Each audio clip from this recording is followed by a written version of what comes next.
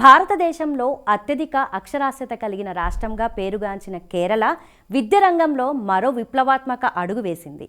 2026-27 రాష్ట్ర బడ్జెట్లో భాగంగా ముఖ్యమంత్రి పినరయి విజయన్ నేతృత్వంలోనే ప్రభుత్వం ఇకపై రాష్ట్రంలో డిగ్రీ వరకు ఉచిత విద్యను అందిస్తున్నట్లు ప్రకటించింది. ఈ నిర్ణయంతో దేశంలోనే డిగ్రీ వరకు ఉచిత విద్యను అందించే మొదటి రాష్ట్రంగా కేరళ చరిత్ర సృష్టించింది. ఇప్పటి వరకు కేరళలో ఇంటర్మీడియట్ వరకు మాత్రమే ఉచిత విద్య అందుబాటులో ఉండేది. ఇప్పుడు దాన్ని ఆర్ట్స్, సైన్స్, డిగ్రీ కోర్సుల వరకు విస్తరించాయి. ఈ ఉచిత విద్య సౌకర్యం రాష్ట్ర వ్యాప్తంగా ఉన్న అన్ని ప్రభుత్వ ఎయిడెడ్ కళాశాలల్లో వర్తిస్తుంది.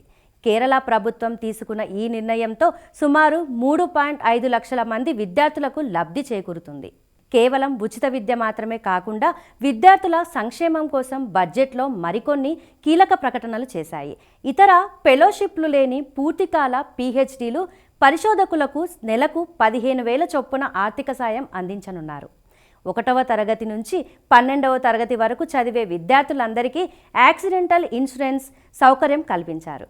విద్యార్థుల కోసం పబ్లిక్ హాస్టల్స్ నిర్మించి నివాస సమస్య లేకుండా చూడాలని ప్రభుత్వం నిర్ణయించింది.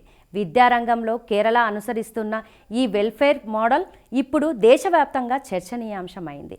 ఇతర రాష్ట్రాలు కూడా ఇదే బాటలో నడిస్తే దేశంలో ఉన్నత విద్య మరింత మందికి చేరువయ్యే అవకాశం ఉంది.